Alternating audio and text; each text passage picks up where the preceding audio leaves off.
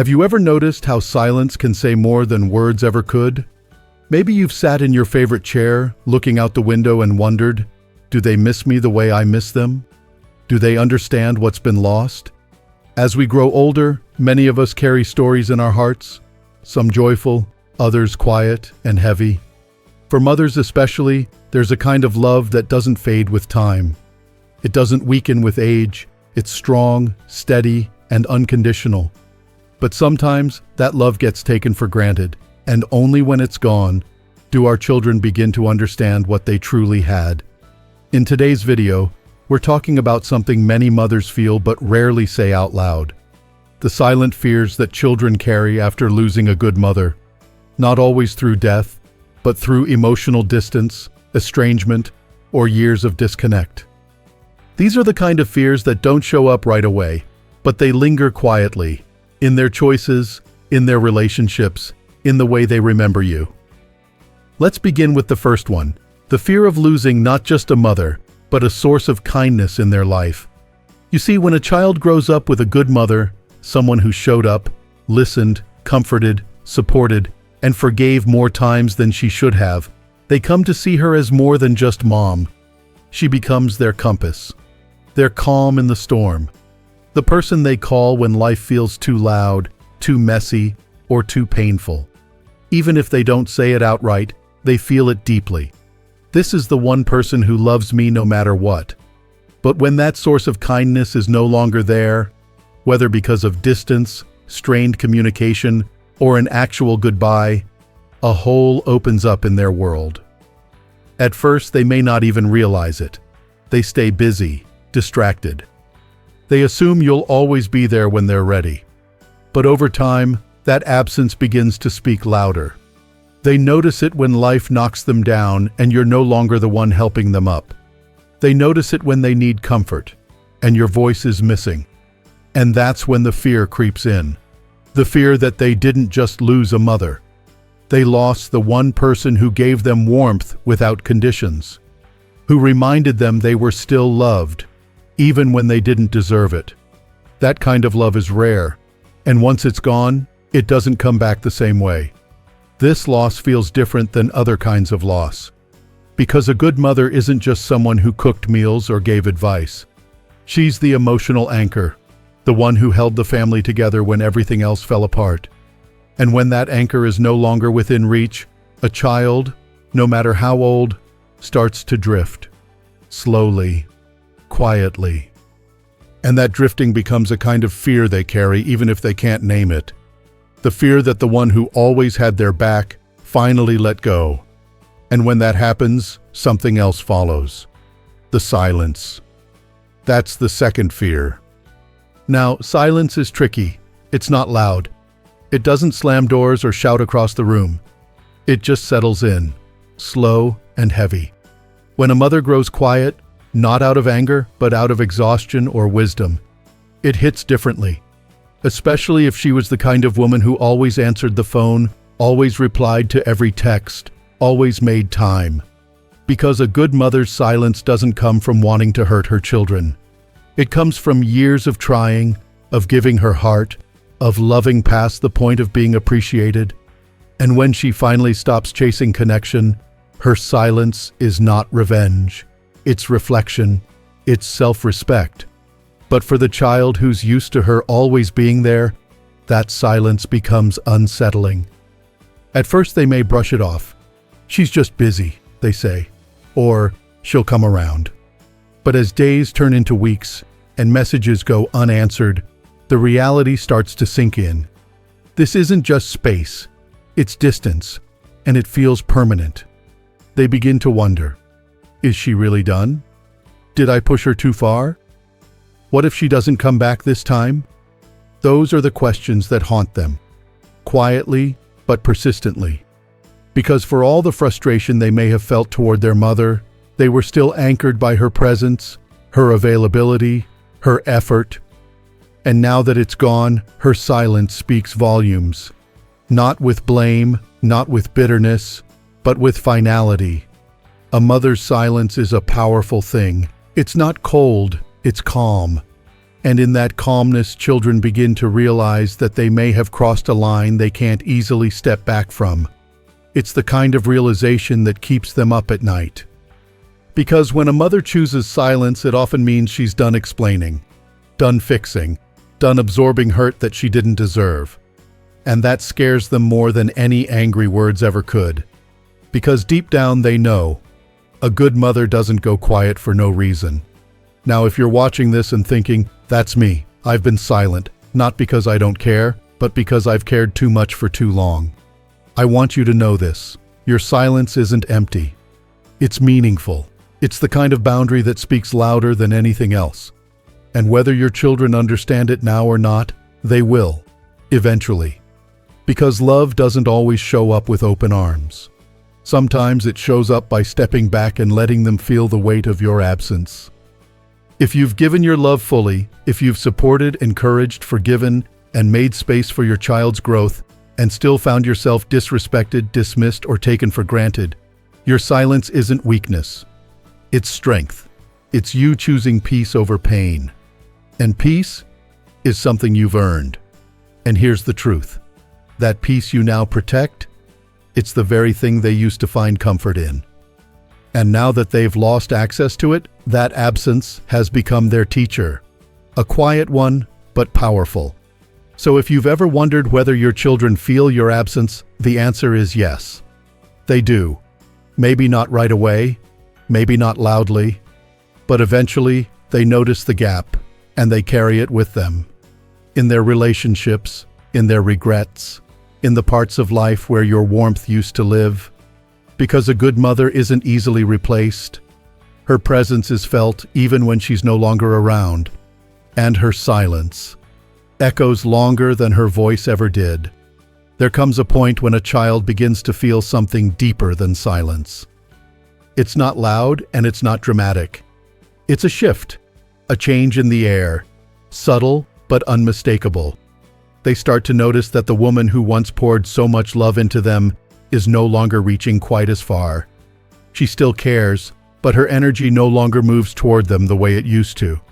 And this is when the third fear begins to grow inside them, often quietly, often without words. The fear that their mother is beginning to withdraw emotionally. Emotional withdrawal from a good mother doesn't look like anger. It doesn't look like punishment. It looks like a tired heart finding its way back to itself. A mother who has spent decades giving, supporting, forgiving, and trying can eventually reach a point where she realizes she has to save a little of herself for herself. And to the outside world, that may seem simple. But for the child who grew up depending on her strength, her warmth, her constant emotional presence, this shift can feel like the ground beneath them is moving. They start to see that your responses are shorter, your tone gentler but more reserved. You don't ask as many questions. You don't offer as many reminders or suggestions or soft nudges in the right direction. You're still there, but differently. And that difference unsettles them. Because what they may not have realized until that moment is how much they relied on your emotional involvement, even long after they became adults. Children often assume their mother's love will remain the same forever. They assume she'll always be the one checking in, keeping the connection alive, carrying the emotional weight of the relationship. But when a good mother steps back, not out of bitterness, but out of self-preservation, they begin to understand that love, even a mother's love, has limits. And those limits are reached not because she stopped caring, but because she finally cared enough about herself to draw a boundary. This emotional shift doesn't happen overnight. It's slow, steady, almost invisible, until one day the child realizes she's different. And that realization brings with it a sense of unease. Not because you've abandoned them, but because they've become accustomed to a version of you that carried more than anyone should have to carry. When you stop doing that, they feel the change not as distance, but as loss. A soft, quiet loss that lingers. And then something else settles in. Something heavier. Something more personal. Responsibility. This is the fourth fear, the fear of facing their own role in losing access to a good mother's heart.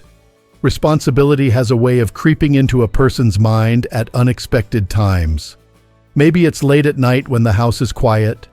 Maybe it's during a holiday when the chair you used to fill with laughter feels painfully empty.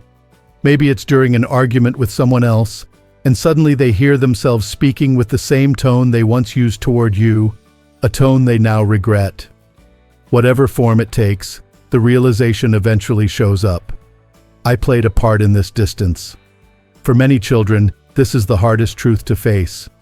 Because as long as you were still trying, still calling, still checking in, still smoothing over the rough moments, they could tell themselves the story that things were fine, that you weren't hurting, that nothing serious had been damaged.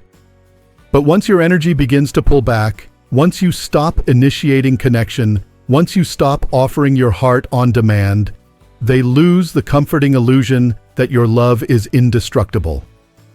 And suddenly, the mirror turns on them. They begin to replay old moments. Times they dismissed your feelings. Times they spoke sharply when you didn't deserve it. Times they rolled their eyes at advice that came from your concern. Times they took your presence for granted, believing you would always be a phone call away, always ready to patch things up, always willing to understand. They remember the times they didn't show up when you needed them, the times they forgot to call, the moments they didn't say thank you or I'm sorry or I love you. They start to feel the weight of those choices, not because you've held them over their heads, but because your withdrawal has forced them to see what they ignored for years. Responsibility is a powerful teacher. It doesn't shout, it whispers.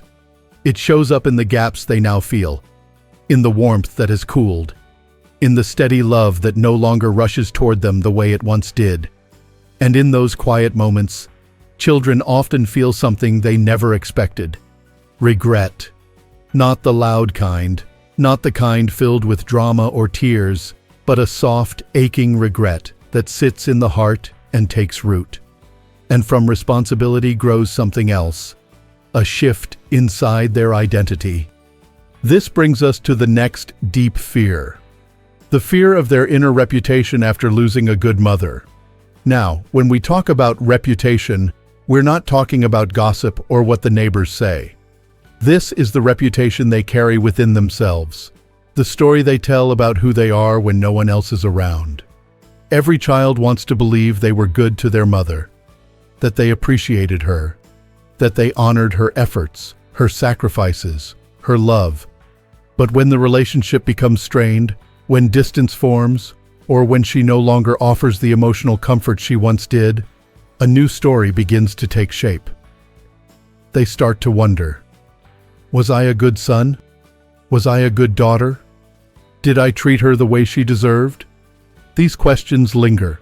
They show up in the quiet moments when life slows down.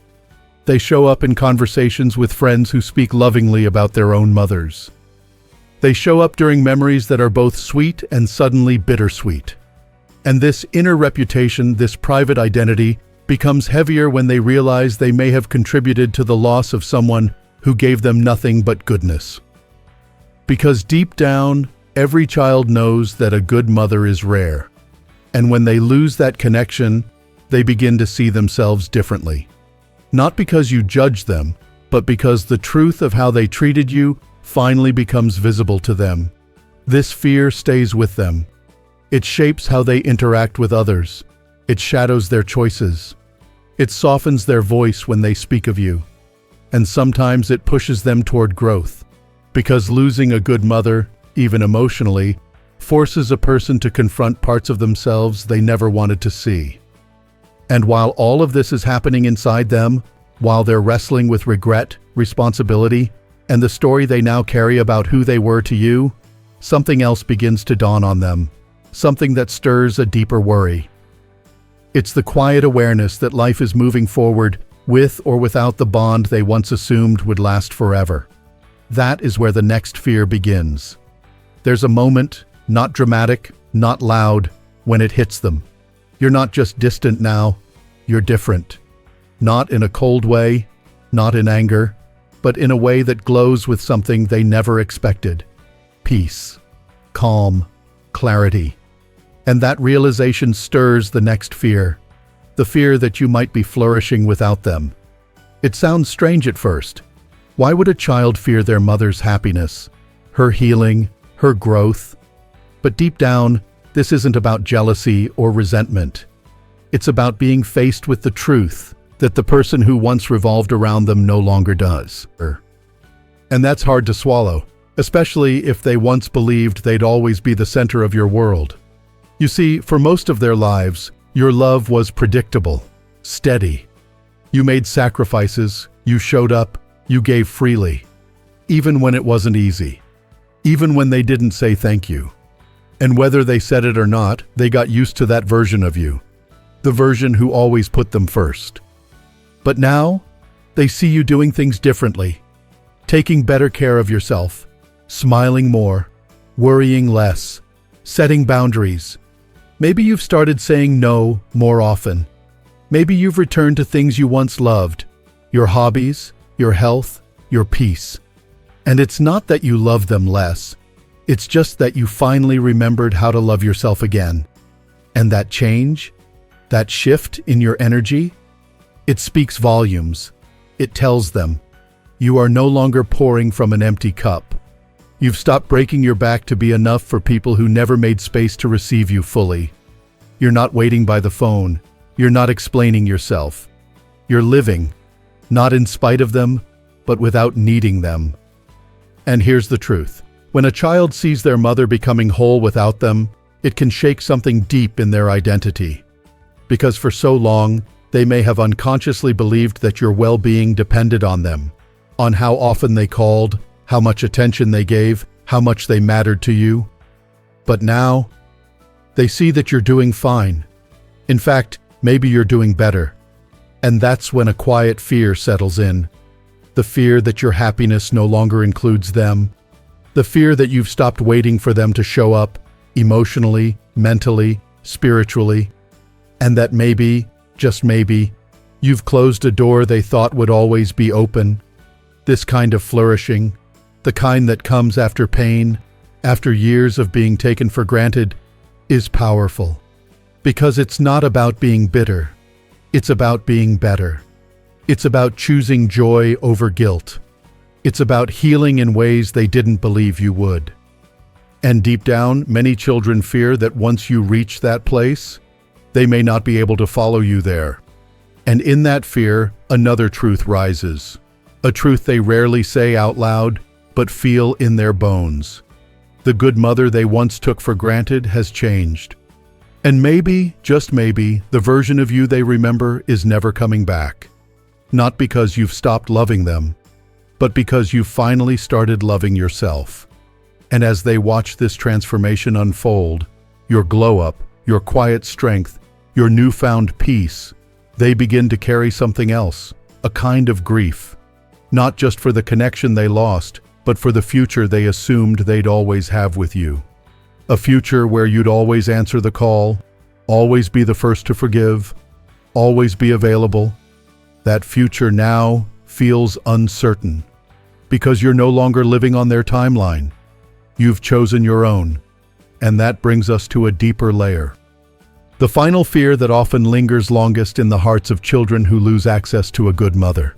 The fear that her chapter has closed, and they weren't ready for the ending. This isn't the kind of ending with harsh words or dramatic exits. It's the quiet kind. The one that happens slowly, without announcements. The kind where one day they look around and realize the emotional safety net you always offered is no longer under them. They might reach out. They might test the waters. They might say, "I miss you," hoping you'll fall back into old patterns. But your responses are different now. Softer, clearer, wiser. And they begin to feel the reality they once denied. You're not punishing them. You're protecting yourself. You've stopped offering parts of yourself that were never valued. You've stopped breaking your boundaries to maintain bonds. And most of all, you've stopped shrinking to keep the peace. That version of you, the one who overgave, over-apologized, over-accommodated, is gone. And in her place stands a woman who knows her worth, who honors her peace, who lives not for approval, but for truth. And maybe they won't say it out loud. Maybe they'll never admit that your growth has both inspired them and scared them. But in their quietest moments, they'll feel it. In the gap where your voice used to be. In the comfort they can no longer access. In the strength you now wear like armor, not to fight them, but to protect the softest parts of yourself. And here's the beauty of it all. This fear they now carry, the fear of losing you, the fear of your silence, your distance, your healing, it has the power to wake something up in them. Not always right away, but in time. Because sometimes it takes losing a good mother to understand the depth of what she gave. Sometimes it takes silence to realize how loud her presence once was. And sometimes it takes watching her flourish without them to finally grow into someone worthy of her love again. So if you're watching this right now, and you've ever questioned whether your absence made a difference, whether your silence mattered, whether your boundaries meant anything, I want you to hear this. Point. It mattered. You mattered. You always did. And while your child may never find the right words or the perfect moment to say it, your goodness left a mark. A mark that shaped them, taught them, and, even in absence, still holds power. You don't need to explain yourself. You don't need to go back. You don't need to prove your love anymore. You've already done more than enough. And now, your peace is your boundary. If this message spoke to you, if it reminded you of your worth as a mother, or helped you see your silence in a new light, take a moment to drop this phrase in the comments. My peace is my boundary. And if you found strength or comfort here, please take a second to like this video, subscribe to Strong Elderly Life, and share your story below. Someone out there needs to know they're not alone. Here's to living your truth. With strength, with grace, and with no apologies. You're not forgotten. You're finally remembered. By you.